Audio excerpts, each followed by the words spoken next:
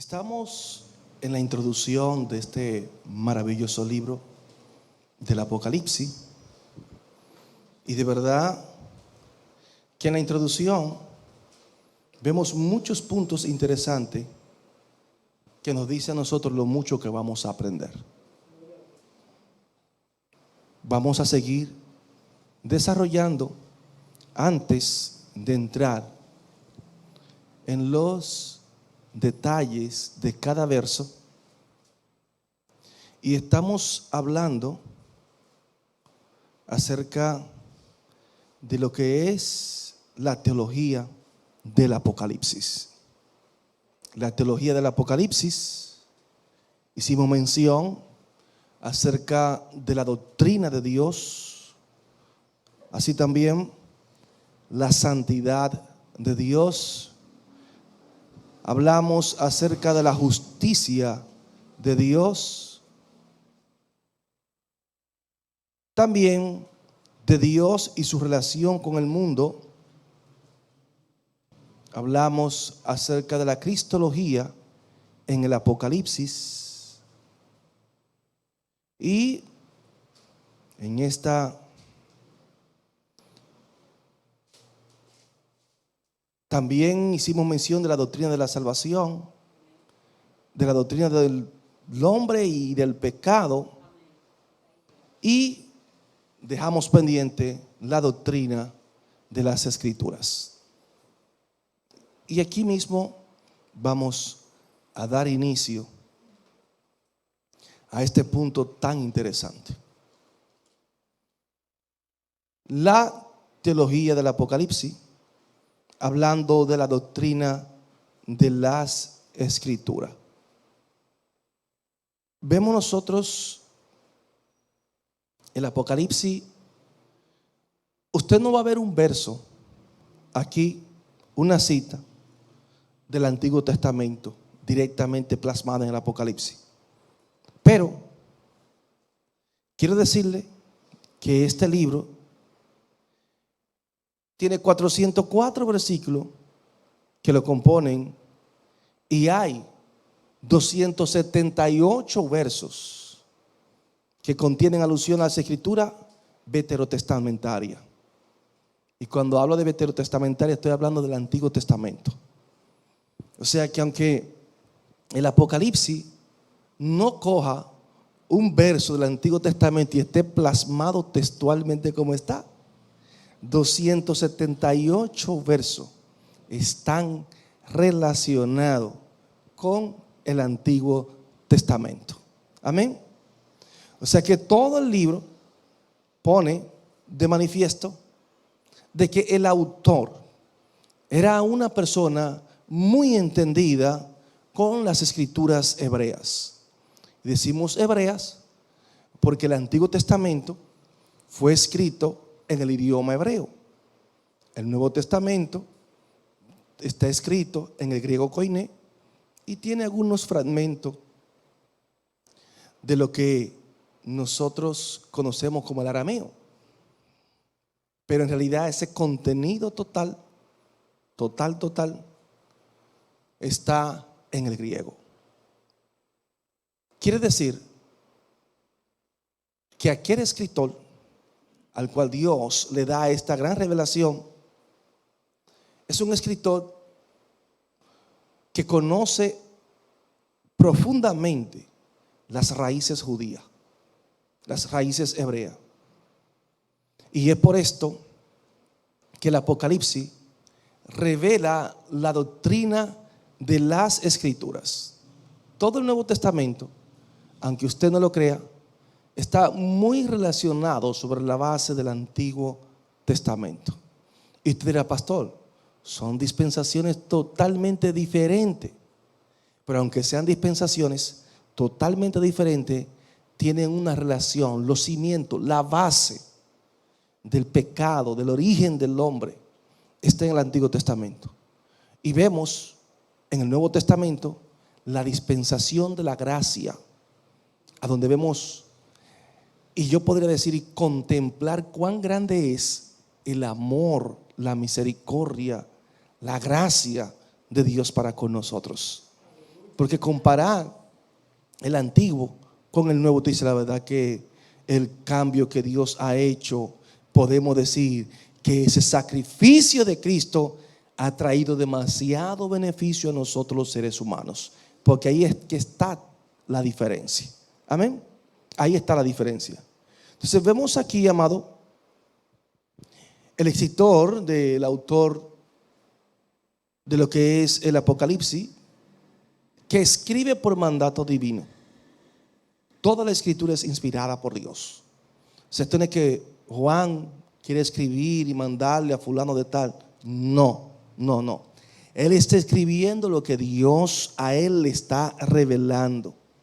En el Apocalipsis, en el capítulo 10, que hace mención del librito, ese librito revela expresamente lo que es y simboliza la revelación de Dios. Ese librito.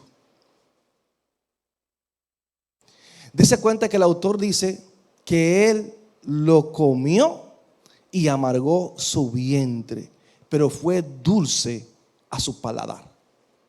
Dulce a su paladar. Por eso habla de estas palabras en Apocalipsis 22, su capítulo 6, que dice que son fieles y verdaderas. Fieles y verdaderas. Y aunque muchos se opusieron a canonizar y a decir que este libro no había sido inspirado, vemos que a través de los tiempos se utilizó para cerrar el canon de las escrituras. Eso es lo que Dios permitió a través de este libro. Dentro de su teología también hay un punto muy interesante, que este libro habla de la doctrina de los ángeles. La doctrina de los ángeles. Podemos ver en todo el Apocalipsis, podemos ver a los ángeles ministrando todas las ordenanzas de Dios. O sea que los ángeles están al servicio. Muchas veces usted y yo entendemos que el Señor solamente tiene que dar la palabra. Y al dar la palabra, como por arte de magia, las cosas se tienen que hacer. Vemos que para la creación Dios dio la palabra. La dio. Y por su palabra todo fue hecho. Sin embargo, vemos aquí que muchos de los juicios de Dios dice, esto se va a hacer, pero no se hace automático. Vemos a los ángeles ejecutando esos juicios para que la palabra de Dios sea real y efectiva y se cumpla. O sea que los ángeles dan cumplimiento. Ustedes pueden verlo en el Nuevo Testamento. En el Nuevo, le estoy citando el Nuevo, los ángeles como mensajeros, los ángeles removiendo las aguas para que aquel el primero que cayese en el pozo con las aguas removidas recibía sanidad. Y usted diría, ¿por qué entonces el Señor no dio la palabra y punto? Lo que pasa es que usted y yo no podemos encajonar a Dios porque Dios es multiforme. O sea, Dios tiene diferentes formas de hacer las cosas. Entonces vemos aquí la gran importancia que tienen los ángeles. Por eso el Apocalipsis nos revela a nosotros de la doctrina de los ángeles. Dios usándolo como mensajero. Y Juan está totalmente estupefacto al ver las tantas cosas que este ángel le está revelando, a tal punto que Juan siente en lo más profundo de su corazón el adorar a ese ángel, de tan impactado que está. Vemos aquí, dentro de la doctrina de los ángeles, que los ángeles no permiten adoración. Porque este ángel se dice, no lo haga, yo soy consiervo tuyo y de tu Señor. Adora solamente a Dios. A Dios. Es por esto, amado, y damos gracias a Dios por las Escrituras. Nosotros tenemos una cosmovisión clara de cómo debemos de servir a Dios.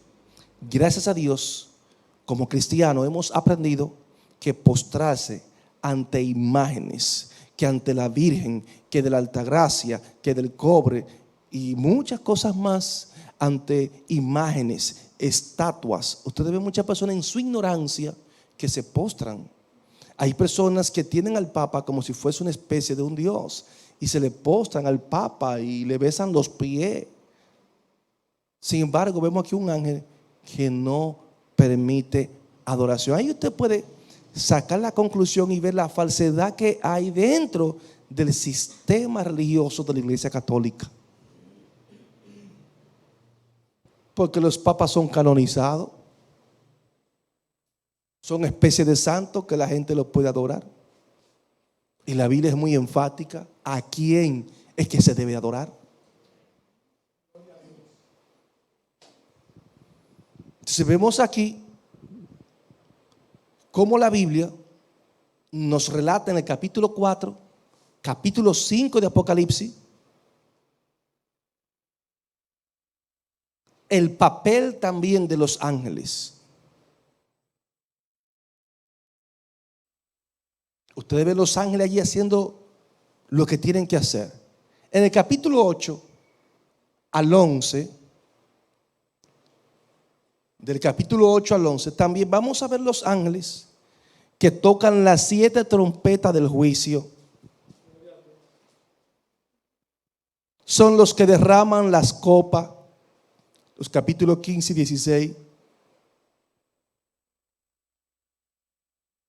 Cuando usted analiza profundamente, ningún otro libro de la Biblia habla tan profundamente del ministerio de los ángeles como lo es el Apocalipsis.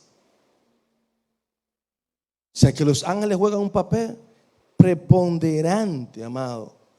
Y aquí nosotros podemos conocer más de ellos. Entonces este libro, que ya estamos introduciéndolo, nos habla claramente de la doctrina de los ángeles. Otro punto muy interesante de este libro es la doctrina de la iglesia. La doctrina de la iglesia. Vamos a ver aquí en los primeros capítulos, porque dése cuenta que este libro está destinado a 7 iglesias de Asia Menor. Así es que históricamente este libro está dirigido. Estamos hablando de asambleas locales que estaban allí en Asia Menor, lo que hoy nosotros conocemos como Turquía. Los turcos, ahí estaban esas iglesias. Ahí estaban. Y habían otras iglesias, pero estas fueron las 7 en las cuales el Señor dirige de manera enfática este mensaje. Capítulo 2, capítulo 3 de Apocalipsis contiene enseñanzas prácticas, éticas y exhortaciones dirigidas a las 7 iglesias de Asia Menor. 7 iglesias. Y vemos aquí la importancia para aquellos que dicen: yo no tengo que pertenecer a una iglesia para yo salvarme. Y yo podría decir sí y no. Me explico. Si usted es una persona que está en cama y le presentan a Cristo y queda con una condición que no se puede congregar, usted no necesita ir al templo, pero ya usted forma parte de la iglesia. Hay personas que hacen un evangelio propio. Dicen, no, yo mismo tengo mi religión. No tengo que pertenecer a ninguna organización. Yo quiero decirle, amado, que la iglesia no fue el hombre que la estableció. Fue el mismo Señor que estableció su iglesia y dijo que la puerta del Hades no prevalecerán contra la iglesia del Señor. Sobre esta roca yo edificaré mi iglesia. Sobre la proclamación de la verdad que el apóstol Pedro expresó, tú eres el Cristo, el Hijo del Dios viviente, y tú eres Pedro, que es roca pequeña, le dice el Señor, y sobre esta roca yo edificaré mi iglesia, hablando de la verdad que Pedro declaró en ese momento. Entonces la iglesia es un organismo, es una asamblea compuesta por un grupo de personas redimidas, comprada a precio de sangre, de la sangre del Cordero, que ha sido apartada, que ha sido consagrada, que ha sido puesta aparte, que Dios la ha purificado moral, espiritualmente. Esa es la iglesia, que viene de la palabra griega eclesia, que significa asamblea. Entonces vemos aquí que el Señor está hablando de esas asambleas. Y aunque ustedes ven que habla de 7 iglesias, son 7 localidades o congregaciones diferentes.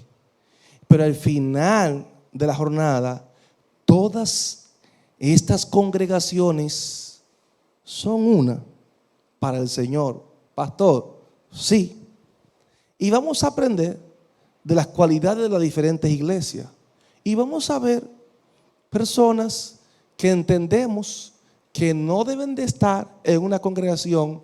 Y vamos a ver en estos mensajes a esta iglesia que hay personas que se van a salvar donde usted cree que no se van a salvar. Increíble, pero es cierto. Suena duro, ¿eh? Y es para que usted entienda que la iglesia del Señor es una. No tiene denominación. Lo único que es, ¿sabe de quién? De Cristo. Aquí que nosotros le ponemos nombre: Ministerio acá de Salvación, Defensor de la Fe, Asamblea de Dios, Asamblea Cristiana, Metodista, Bautista, Bíblica. Al final de la jornada, todas estamos sirviendo a un mismo Dios. Entonces la Biblia compara la iglesia es con un cuerpo.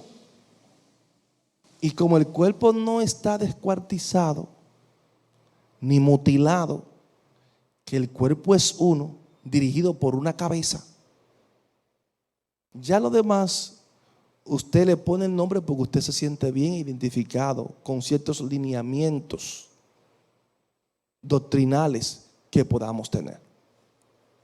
Entonces el Señor aquí está exhortando a estas iglesias, y el Señor en el capítulo 1, versículo 13, Él dice que está en medio de los 7 candeleros. Esos 7 candeleros representan las 7 iglesias. Capítulo 1, versículo 10 hace representación.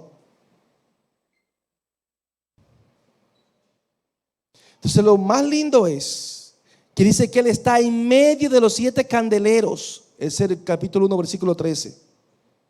¿Qué nos está diciendo el Señor? ¿Qué podemos entender?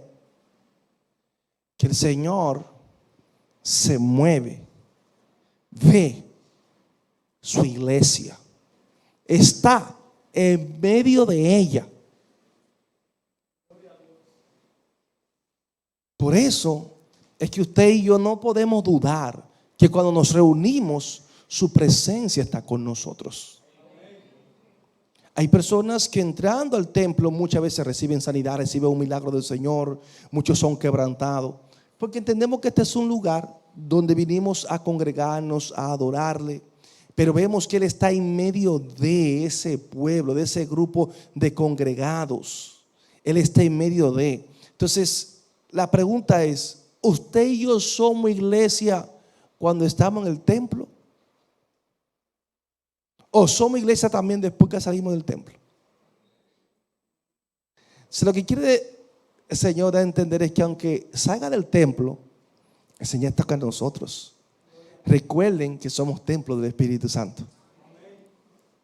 Entonces tengo que estar más que consciente que la presencia de Dios camina con nosotros como iglesia. Amén.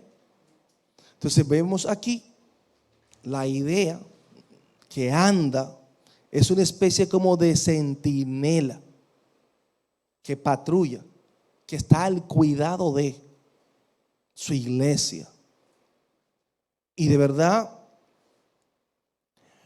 que nosotros tenemos que poner mucha atención a esto cuando adoramos a Dios, porque si todos estuviésemos conscientes que el Señor está en medio nuestro, tuviésemos una actitud muy diferente para adorarle y glorificarle y servirle a Él.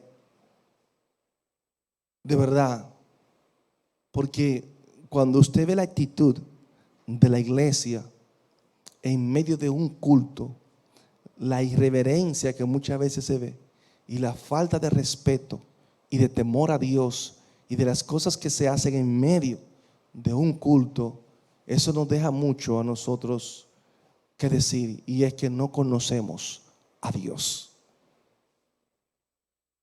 No lo conocemos. Podemos estar bien intencionados, pero muy equivocados. Y nosotros tenemos que cuidarnos en esto, por las muchas cosas que se hacen en medio de la congregación. Por ejemplo, yo he visto personas saquear, robar, manipular encima de un púlpito. ¿Me entiende? Y ese es un concepto de que usted no sabe, no entiende, no asimila lo que dice Apocalipsis. Él está en medio de, como centinela, como vigilante. Si tuviésemos esta conciencia, amado, ni de relajo hacemos cosas ilícitas, más en el templo. En una actividad nos decimos que Dios está ahí con nosotros. No lo hacemos. Y usted, pastor, ¿cómo así que roban? Sí, porque si yo le digo a usted, despójese, todo lo que usted tenga, le quito el anillo de boda, tráigalo, ofréndale, y lo manipulo. El reloj, celular. ¿A Dios le interesa celular? Y eso lo han hecho muchos predicadores. Los anillos de boda le interesa a Dios, pues se lo compró usted para su esposa. Entonces después nos repartimos. Te dice, pero ¿y qué pasa? ¿Qué pasó aquí? El botín vamos a repartirlo. Eso te dice que no hay temor del Señor. Esos son ladrones, son lobos vestidos de oveja. Por eso habla claramente aquí de la iglesia. Amén. Entonces vemos también algo muy importante, que la palabra iglesia, después del capítulo 3 de Apocalipsis, no aparece. Oiga bien, no aparece.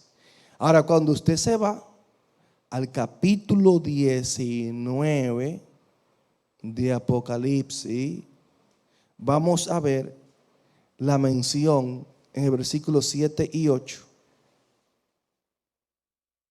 Vamos a ver allí lo que nosotros entendemos acerca de la iglesia. Dice el Apocalipsis 19:7: gocémonos y alegrémonos y démosle gloria, porque han llegado las bodas del Cordero y su esposa se ha preparado. Y a ella se le ha concedido que se vista de lino fino, limpio y resplandeciente, porque el lino fino es la acción justa de los santos. Oh Señor. Vemos aquí esa referencia. ¿Quién es la esposa? La esposa que vemos aquí, que está representada en la boda del Cordero, que se ha preparado, es la iglesia. Después del capítulo 3, usted no va a ver que menciona la palabra iglesia. Y se le ha concedido que se vista de lino fino, limpio y resplandeciente. Ahí habla de la cena de la boda del Cordero. Y esa cena de la boda es el cumplimiento donde el Señor con su iglesia ya hace una celebración triunfal. Es como cuando usted dice consumado es. Llegó el día de la boda. También hace mención en Apocalipsis, su capítulo 22. Apocalipsis, capítulo 22, verso 16.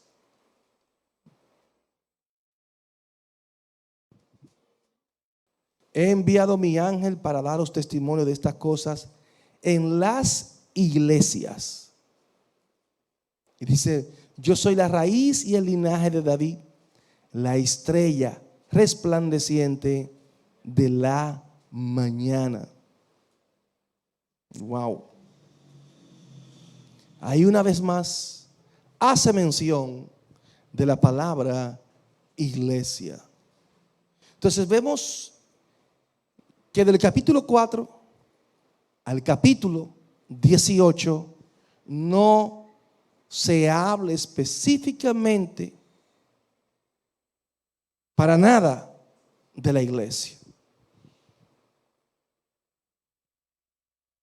Entonces, ¿qué entendemos nosotros?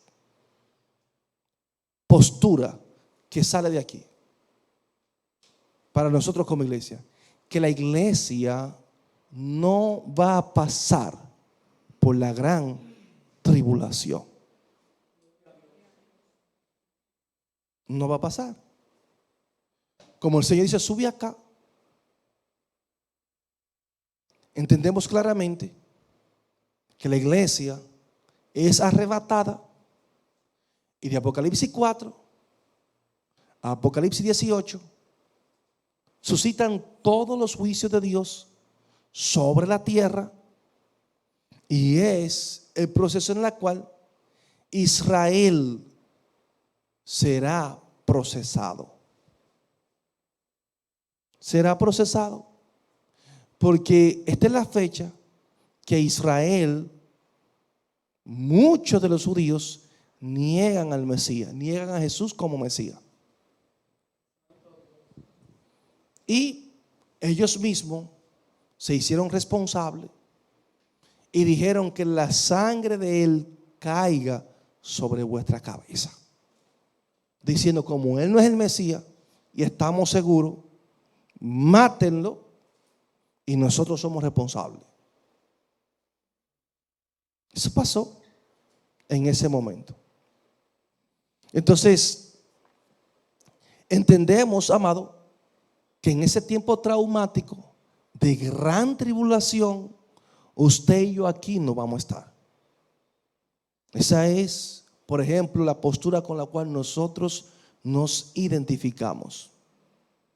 Vamos a ver, utilizando la palabra santos, y aparece con mucha frecuencia. ¿A quién se refiere la palabra santos? A nosotros los redimidos. Los redimidos de todas las edades. Los santos son aquellos que al Señor le plugo salvarlo. Aquellos que buscaron a Dios mientras pudo ser hallado. Entonces, otro punto muy interesante acerca de la teología del Apocalipsis es también que habla de la doctrina de Satanás. La doctrina de Satanás.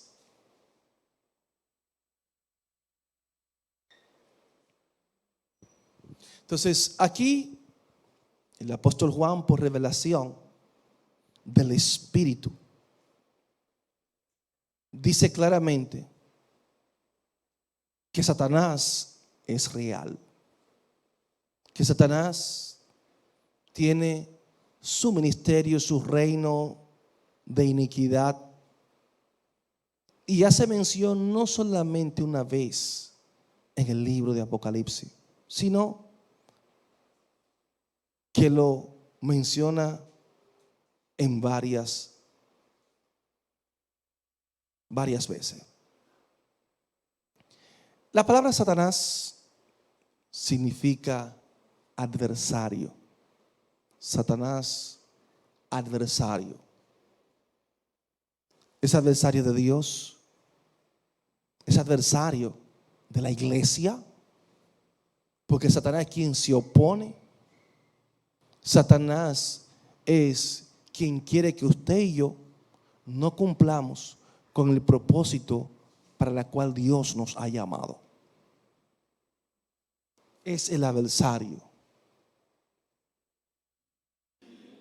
Entonces, esa palabra aparece, ese sustantivo, varias veces. Por ejemplo, Apocalipsis, su capítulo 2, versículo 9, así mismo 2:9, y verso también 13 y 24. Apocalipsis, su capítulo 2, verso 9, verso 13 y 24. Hablando de Satanás como el adversario. También Apocalipsis, su capítulo 3, verso 9. 3:9. Apocalipsis 12:9. Y Apocalipsis 20, versos 2 y 7.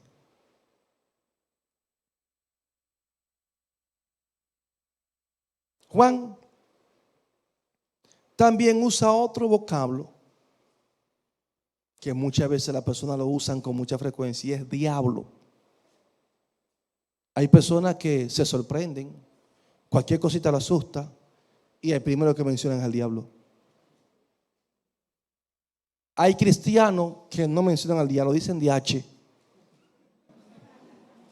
que es un sinónimo de diablo también. Y de por ¿cómo es posible que usted les haga un DH y no Dios, mi Dios, Padre Celestial? Amado, tenemos que pedirle a Dios que cambie nuestro vocabulario. Un cristiano tiene que fluir la alabanza, la adoración a Dios. A mí me puede pasar lo que sea, amado, y es muy difícil, pero oiga, extremadamente difícil. No me acuerdo después que yo me arrepentí que yo haya mencionado mala palabra. ¿Me entiende? Porque hay personas que le salen los San Antonio, muchas cosas así. Yo digo, bueno, entonces hay que tener mucho cuidado con esto. Yo entiendo que el Espíritu Santo es más que suficiente para cambiar y transformar no solamente, amado, nuestra apariencia externa, sino cambiar el corazón por completo. Y cuando hay un cambio de corazón, de lo que está lleno el corazón, de eso habla la boca. Es un cristiano, no importa que esté pasando por un momento difícil, yo entiendo que palabras como esta, peyorativas, palabras que no glorifican a Dios, no son las más correctas. Ore, ayune para que Dios le ayude. Amén. Entonces, vemos aquí que Juan utiliza la palabra diablo. ¿Sabe qué significa diablo? Acusador. Acusador. Y usted sabe lo que es un acusador. El hermano Dani, como abogado, todavía maneja mejor que yo ese término. Aquí está el acusado, que le impugnan, le ponen una carga de culpabilidad con pruebas. Entonces el diablo, hay un problema, que es un mentiroso.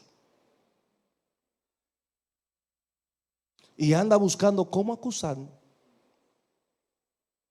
Entonces, si tiene que levantar calumnia, lo hace para ver si su sueño se convierte en realidad. Le molestaba ver la integridad de Job. Y le dice, Señor, óyeme, pero quítale esto y aquello. Porque siempre está acusando. Siempre está buscando la forma de que quedemos mal delante de Dios.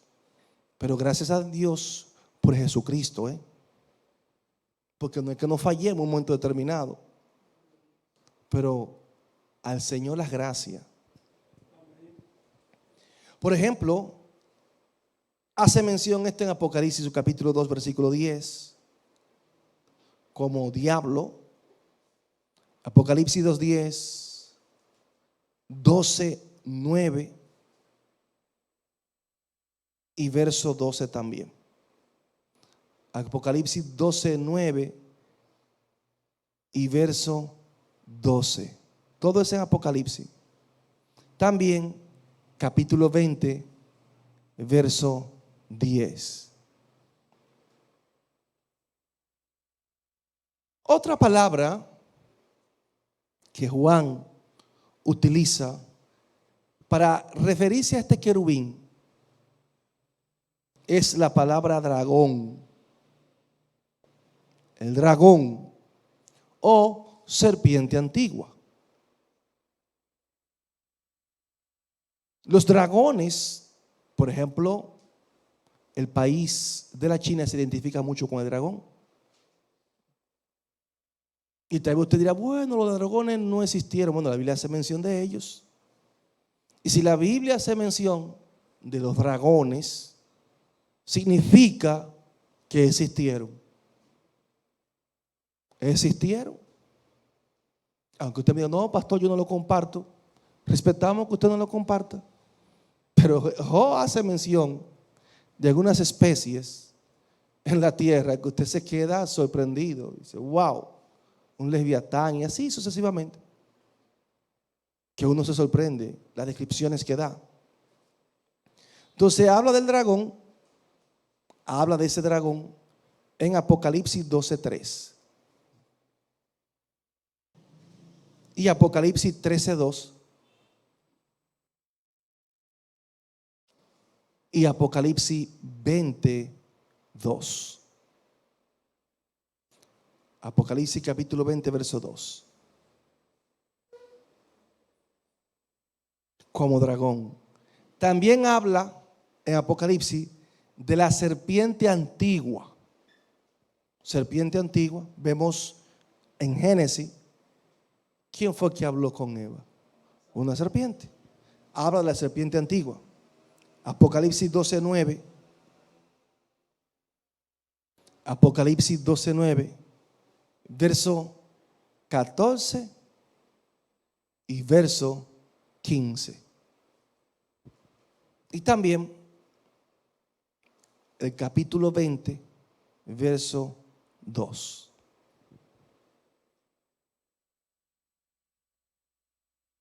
Hay otra palabra que hace alusión al reino de las tinieblas. Este es un punto que hay diferentes posturas. Bien, diferentes posturas. Yo en lo personal no comparto mucho este punto, esta referencia. Voy a hacer mención, pero todavía no me convence. En el capítulo 9 de Apocalipsis, versículo 11, usa los vocablos Abadón y Apolión. Abadón y Apolión. El significado de esto es destructor. Destructor.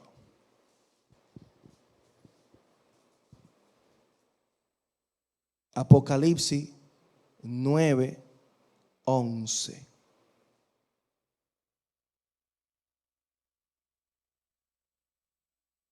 Dice, y tienen por rey sobre ellos al ángel del abismo, cuyo nombre en hebreo es Abadón y en griego Apolión.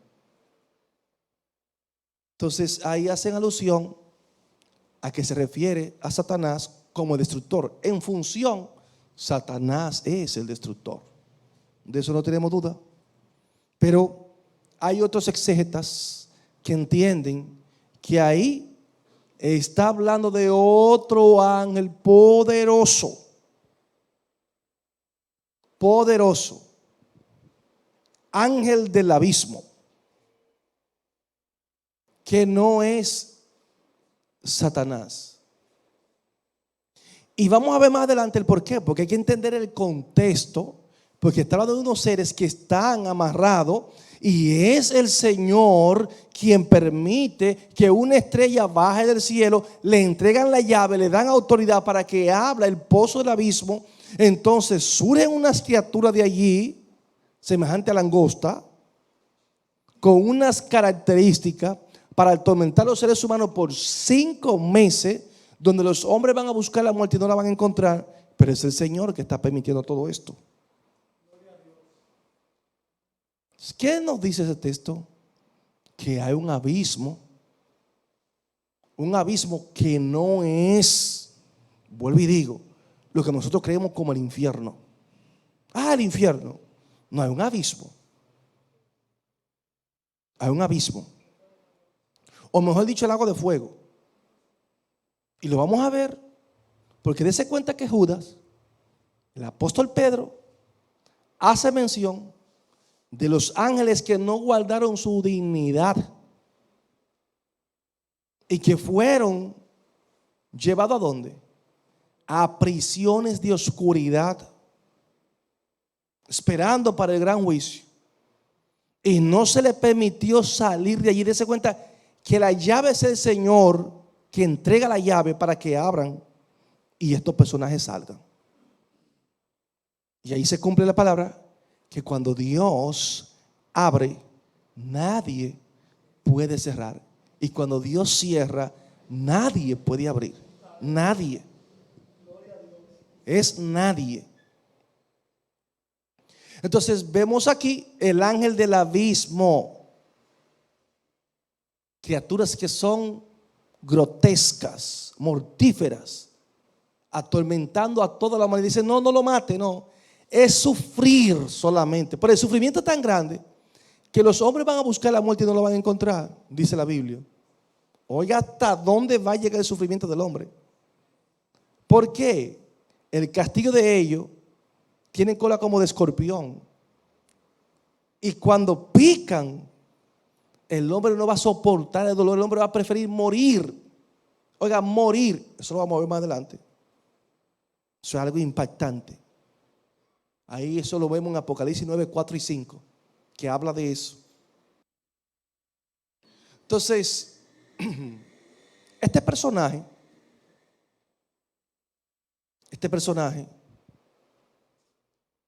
vemos que Juan en el capítulo 12, verso 9, habla de Satanás que engaña al mundo entero. Así habla. 12, 9. Y el mismo verso 10 también habla de que acusa a los creyentes delante de Dios de día y de noche. Por ejemplo, en el capítulo 13, verso 2, habla de un personaje, de una bestia llamada ¿qué? Esa bestia representa el anticristo. 13, verso 2. Entonces, ese personaje, ¿por qué ustedes creen que aunque a través de la historia muchos hombres han hecho el papel del anticristo? Lo han hecho, porque anticristo es alguien que se opone a todo lo que es de Cristo. Pero este personaje es especial es único. ¿Por qué? Porque la Biblia me dice claramente que el dragón le dará todo su poder. O sea, Satanás le va a dar todo lo de él y se lo va a poner. Por eso es que este personaje puede hacer señales sobrenaturales, porque está operando no en el poder humano, sino en el poder de Dios. En el poder de Dios. Lo más lindo de todo esto es que Apocalipsis, su capítulo 20, verso 1 en adelante al 10,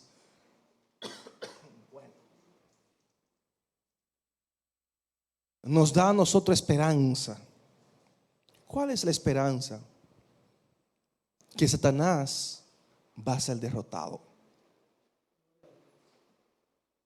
Vamos a ver el triunfo de nuestro Señor y Salvador Jesucristo, Rey de Reyes, Señor de Señores, de manera absoluta sobre el poder de las tinieblas. Así que aquellos que anhelan y dicen: pero ¿y por qué Dios no destruye a Satanás? El Señor tiene su tiempo para Él castigar,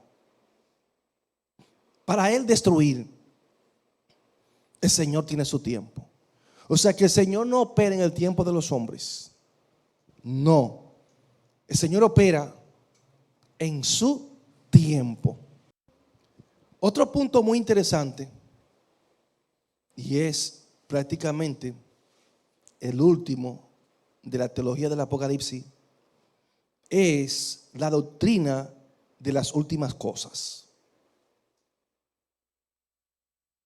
Sería el punto final de la teología del Apocalipsis, para ya más adelante entrar en desarrollo de los versos. La doctrina de las últimas cosas. O sea, ¿qué nos dice esto? Que este libro es fundamentalmente escatológico. La escatología, que estudia las cosas futuras, nos ayuda por lo menos a entender muchas profecías de los últimos tiempos, del ser humano, del universo, cosas que posiblemente a la mente humana se le hace difícil saberla. Dios la revela a través de un libro como este. Entonces, ¿qué es lo interesante? Como decimos, que este libro, en la época que se escribió, fue de mucha ayuda, de fortaleza para los cristianos.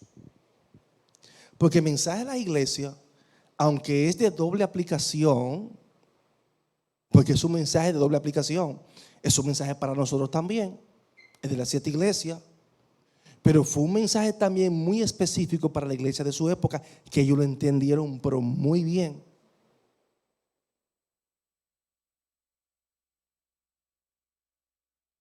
Entonces, de verdad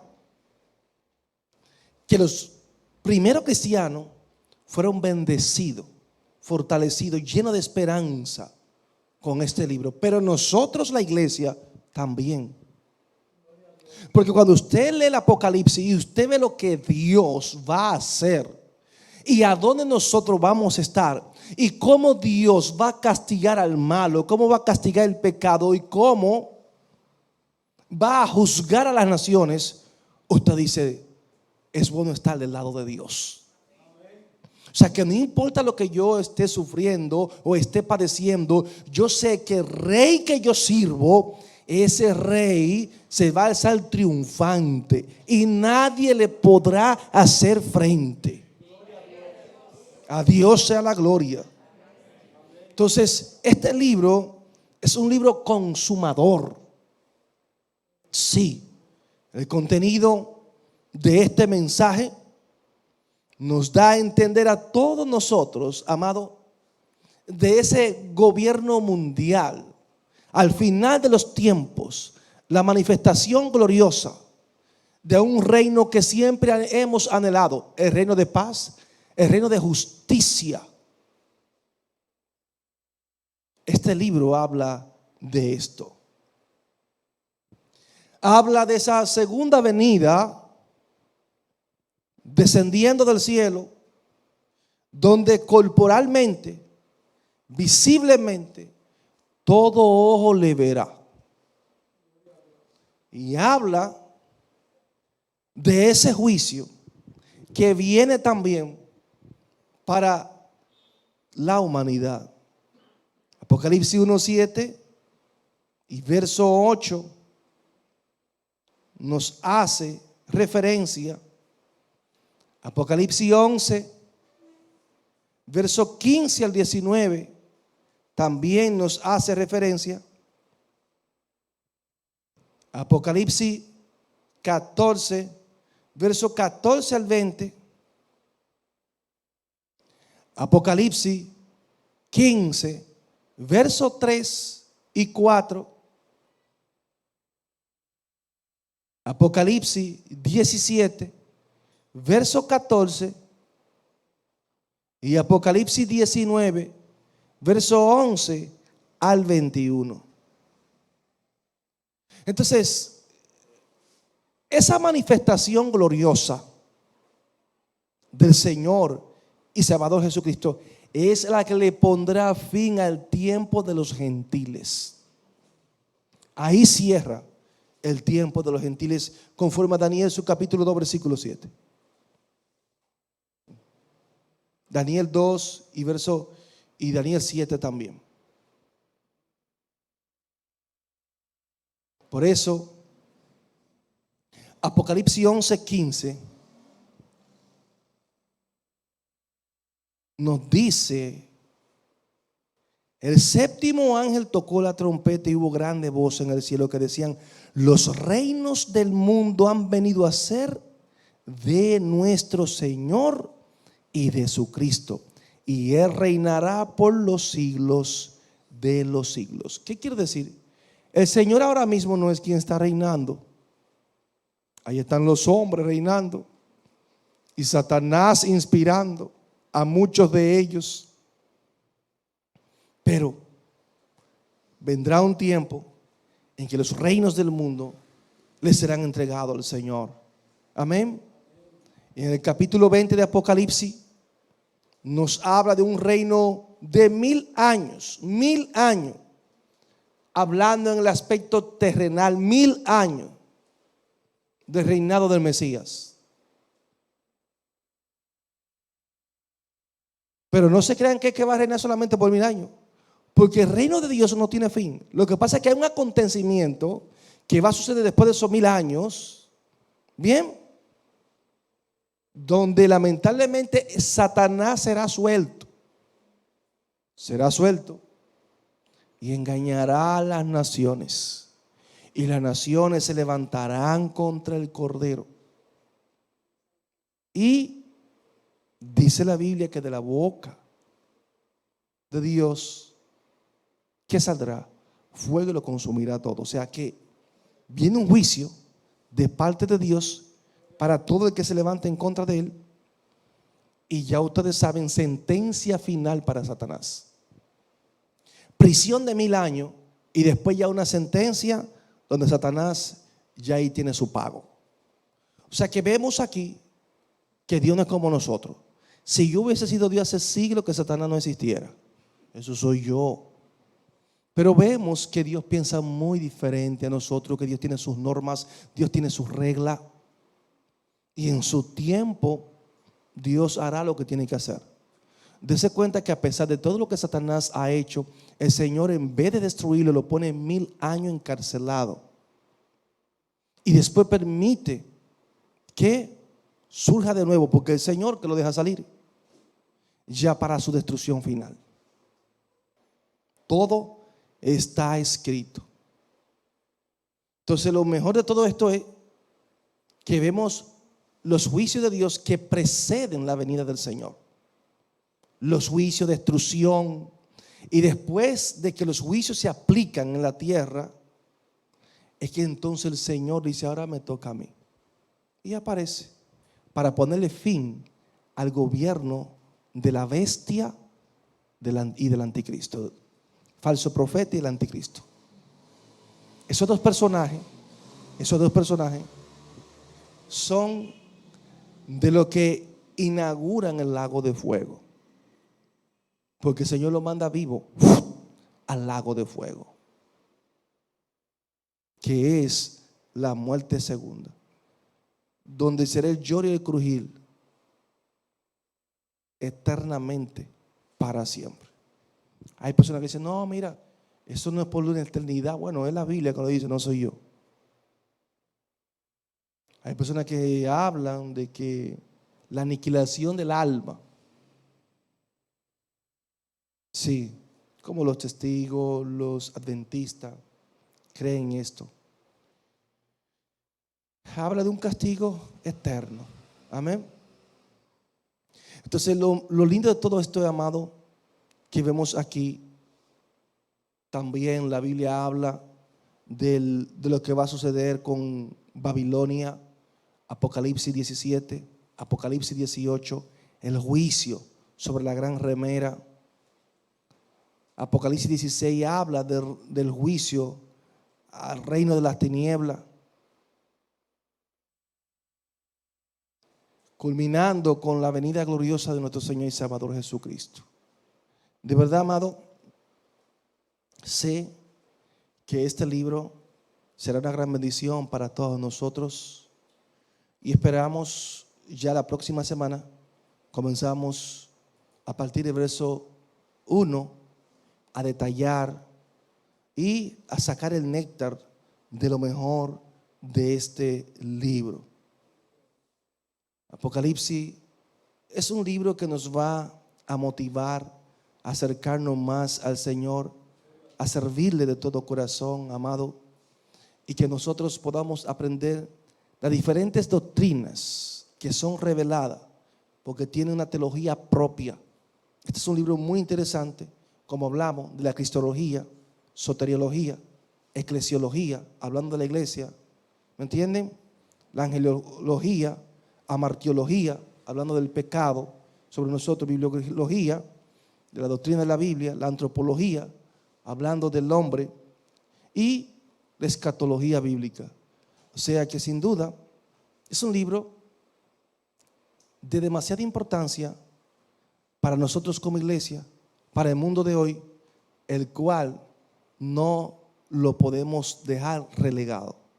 Humildemente vamos a desarrollar estos versos a partir de la semana que viene. Que Dios les bendiga.